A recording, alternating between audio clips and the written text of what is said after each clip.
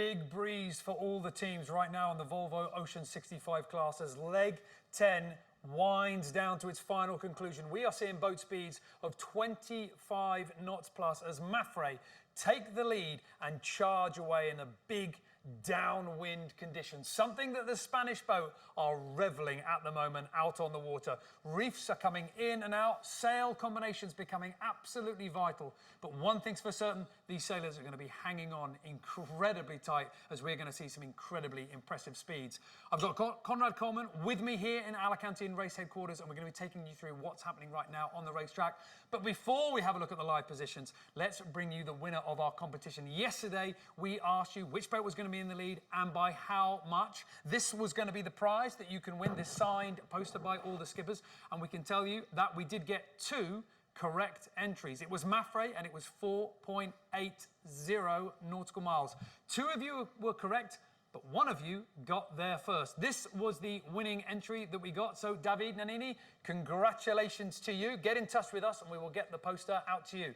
If you didn't win, don't fret. There's another competition. We're going to roll it out today. Details to follow at the end of the show. But let's go to the racetrack. Let's have a look at where our teams are right now on the race course. As I was saying, we are getting into the final stages of this leg.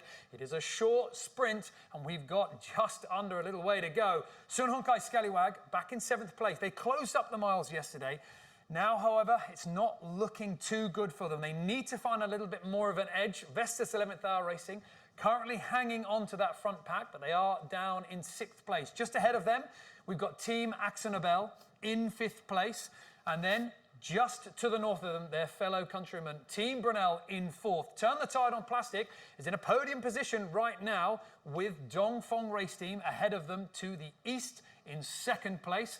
And then rounding off the podium in the lead at the moment, it is the big powerhouse boat. So what do these new positions mean for the scoreboard? Well, let's go and take a look at our potential points calculator. This is on the website, it's on the app as well, and all you need to do is move the boats into whatever position you want to see how it affects the scoreboard. We're going to move them into where they are right now on the racetrack. Well, if we do that, Mafre, if Mafre were to finish where they are right now, they would go into the top spot on the overall ranking, 67 points. Dongfeng Race Team would move down into 2nd, 1 point behind them. But there's another big movement here.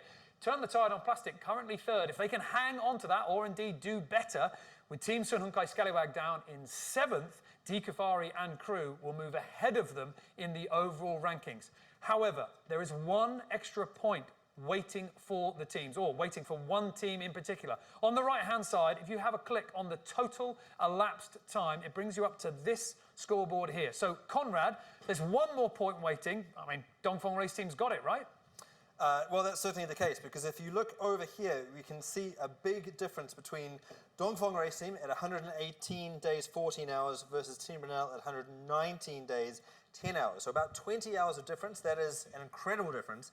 And this is not just a bonus for a pat on the back. You know, this is actually brings with it a whole point. And so that means that every single time that you're looking at the potential points calculator at the moment, you need to add 1 more point to the Dongfeng Race Team column. So just didn't want that one to sort of parachute in at the last moment, sort of unexpectedly. It is still out there and will finally be awarded to the team after they cross the finish line in The Hague, but really there's no contest. Yeah, there really is no contest. Dongfeng Race Team already having done the hard work for that. But what about for the next few days? Well, we know it's going to be reaching. This is what you've been saying. It's what the fleet have been experiencing. And in fact, Team Axonabel sent in some incredible footage of them dealing with these rough conditions. It's wet and it's wild out there. This was just a moment ago. But Conrad, talk us through it. Appeal here. That's right. Appeal is a full-speed sail change, at least of the sails at the front. So you can see the bow crew up there, and then check out how many people are in the cockpit right now. Then I can count sort of 6,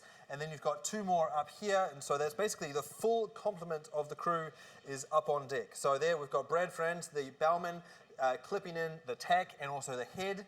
And then the next step is that everybody gets on the pumps or the pedestals and starts grinding that sail up. You can see it's been hoisted in here. That's the big sausage being hoisted up past the J2. All of the pedestals are connected together. Everybody's working in unison. And then the sail goes out. It gets unfurled in this shape here. You can see that it's growing from this point to this point to this point. Now this is the J0 going up to replace the masthead code 0. And it's interesting, North Sails didn't expect the teams to be using it in this condition. They thought it was going to be a light air upwind sail, but it's actually turned into a spectacular blast reacher for these heavy, close reaching conditions. Then once the sail is unfurled, well, it's back to the pumps to roll up the outside sail here, that masthead code 0, and then the job is done.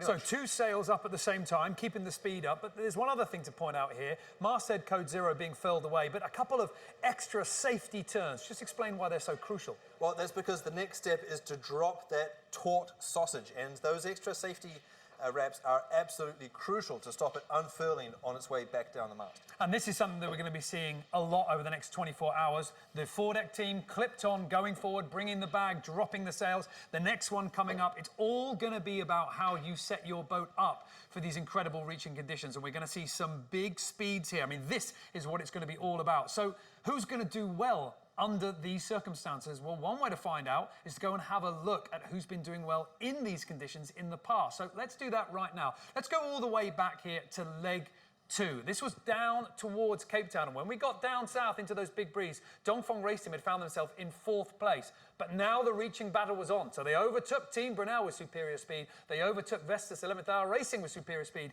And then they just closed down on the leaders, Mafre. And this is what they did straight out of the block. Precision, sharp, reaching speed. They got a strong reputation for it when the race began. That's for sure. And that reputation was shared with the other red boat, which is Mafre, and they put that speed into pretty brutal effect when on the following leg, leg 3, underneath Australia. Let's have a look here.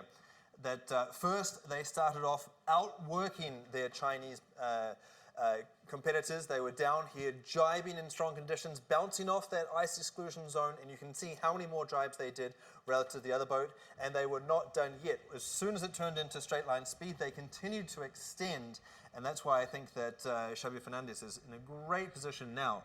Breeze is building, they're at the front of the fleet. Who can possibly grind them down? Well, that's a very good question, because those two teams certainly we expect to be reveling in these conditions over the next 24 hours. They have done in the past, but they've been doing that from day one. What about now as time has ticked on? What other teams have been coming up to the front? Well, one boat, and we've been talking about them a lot, is Team Brunel. Have a look at this. This was the leg, the last leg in the Southern Ocean. This was the one where Bauer, Becking and crew came to the front and really found their form. They got out into the lead, downwind, heavy airs reaching all the way, and they just kept pushing and finding that little bit of an extra edge. Team Brunel, at this point, absolutely matured as a boat really to watch, one to watch out for. So we know that Dongfeng Race Team, Mafre and Team Brunel are going to be quick, but you know, Conrad, as you were mentioning here, we have seen a levelling of the fleet.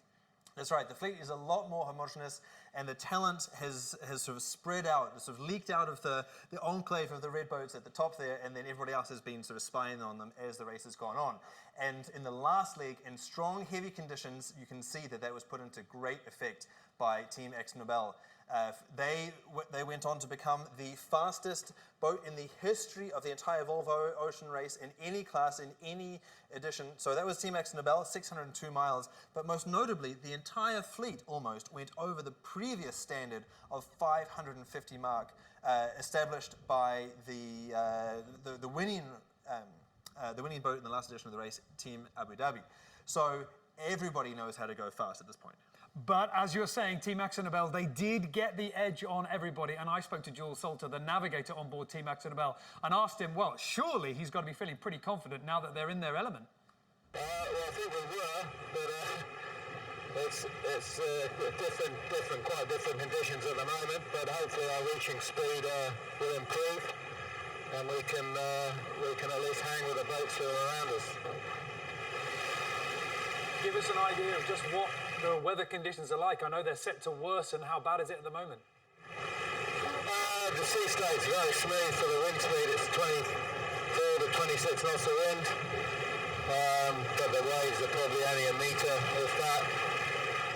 There hasn't been much wind here previously, so we're just right on the front of it. So we're doing some pretty big speeds.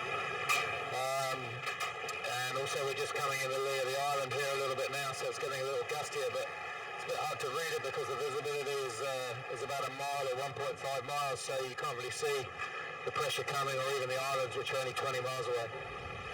Jules Salter, navigator on board Team Axonabel, hunkering down in the noise, the wind and the waves down below, out of the worst of the wetness while his team are on deck pushing hard.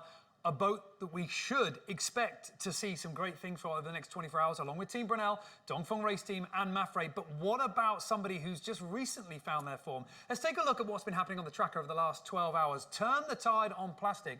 Found themselves down in 6th, 5th place, and then in downwind reaching conditions as the breeze got stronger, they started to charge out in front. And that's really impressive from Di Cafari and Turn the Tide on Plastic. Potentially signs of things to come over these next final stages into the lake in Gothenburg. But what about the breeze? Does it stay like this? Are we going to see reaching conditions all the way to the finish? They've got plenty of strong conditions coming up, so better be chugging those Red Bulls, because I hope they've all got wings.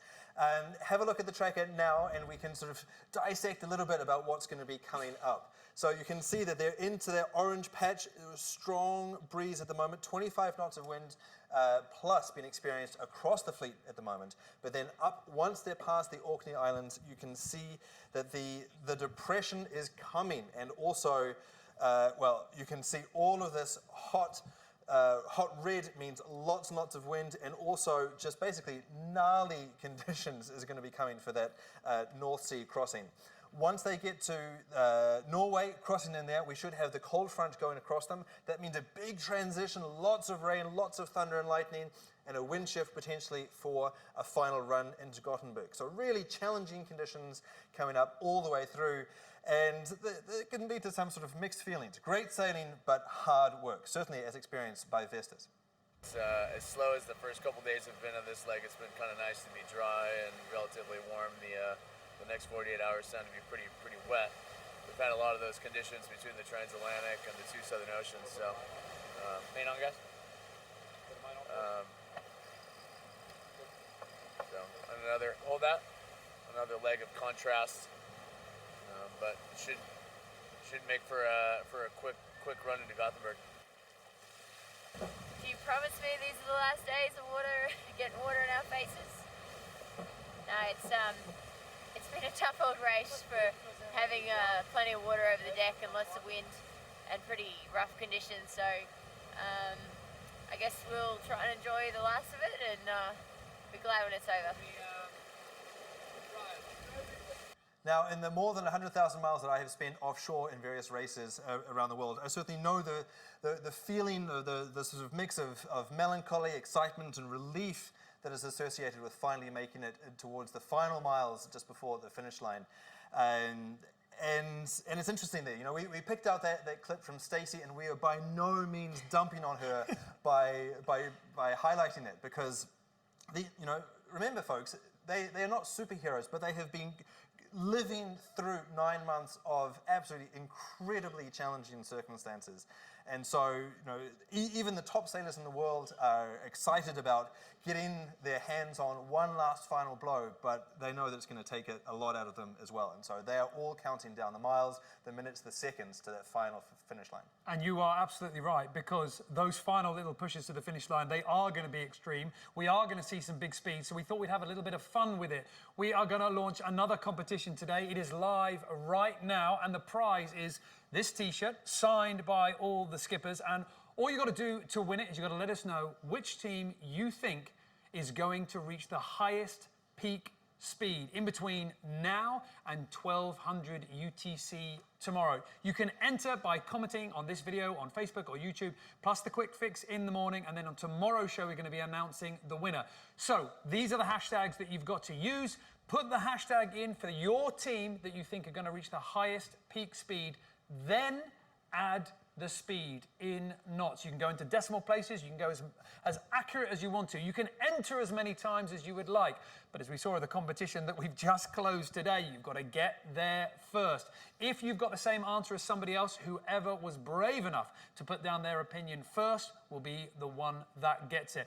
Get your opinions in, see who you think are going to be the highest ranked boat in terms of speed. Who is going to be punching out the top numbers? Let us know with a hashtag and then what you think it's going to be. Now then, helicopter footage. We have had our helicopter team hovering over the entire fleet, following them just as each little point of land comes closer to the boats, they've been out there sorting over the fleet, trying to send us back footage. They were out there just about an hour ago, but unfortunately the weather conditions are looking a little bit fruity and they haven't been able to make the connection. However, they've now landed, they are beaming the footage back, and shortly we will be able to bring you what I have been told is some incredibly impressive helicopter footage. No one here has seen it yet. We are going to be turning it out and we are going to be presenting it to you in just a little while. Stay tuned to our social media channels for that. Plus, of course, we're going to have many more lives to come as Gothenburg gets ever nearer. We've got a quick fix for you in the morning, 1300 UTC. We're going to be back with another in-depth look at what's happening on the racetrack. And we are getting ever closer to finding out who is going to be able to hold their nerve and win this edition of the Volvo Ocean Race.